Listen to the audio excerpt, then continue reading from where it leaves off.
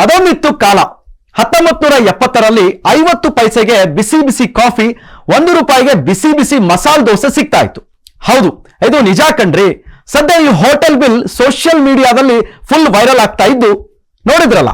ಹಿಂಗಾದ್ರೂ ಇರಬಾರ್ದಿತ್ತ ಈ ಕಾಲ ಅಂತಿದ್ದಾರೆ. ದಿನೇ ದಿನೇ ಸರ್ಕಾರ ಎಲ್ಲಾ ವಸ್ತುಗಳ ಬೆಲೆ ಏರಿಕೆ ಮಾಡ್ತಾ ಇದ್ದು ಈಗ ನಾವು ಅತಿ ಹೆಚ್ಚಾಗಿ ಬಳಸುವ ಹಾಲಿನ ದರದಲ್ಲಿ ಒಂದಲ್ಲ ಎರಡಲ್ಲ 4 ರೂಪಾಯಿ ಹೆಚ್ಚಳವನ್ನೇ ಮಾಡಿದೆ.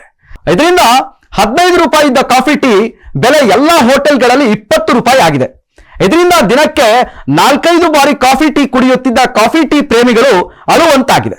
ಆಫೀಸ್ನಲ್ಲಿ ಕೆಲಸ ಮಾಡಿ ಟೆನ್ಷನ್ ರಿಲೀಫ್ಗೆ ಕಾಫಿ ಟೀ ಕುಡಿಯೋಕೆ ಅಕ್ಕಪಕ್ಕ ಹೋಟೆಲ್ಗಳನ್ನು ಹುಡುಕಿಕೊಂಡು ಹೋಗ್ತಿದ್ರಿ. ಆದ್ರೀಗ ನೀವು ದುಡಿಯೋ ದುಡ್ಡಿನಲ್ಲಿ 100 ರೂಪಾಯಿಯನ್ನ ಕಾಫಿ ಟೀಗಿಟ್ರೆ ನಿಮಗೆ ಬರುವ ಸಂಬಳದಲ್ಲಿ 3,000 ಅಲ್ಲೇ ಹೋಗ್ಬಿಡುತ್ತೆ. ಅದಕ್ಕೆ ಏನ್ ಮಾಡಿ ಅಂದ್ರೆ ಎಲ್ಲರೂ ಒಂದು ಫ್ಲಾಸ್ಕ್ ನ ತಗೊಂಡು ಟೀ ಕಾಫಿ ಮನೆಯಲ್ಲೇ ರೆಡಿ ಮಾಡ್ಕೊಂಡು ಹಾಕೊಂಡು ಹೋಗಿ.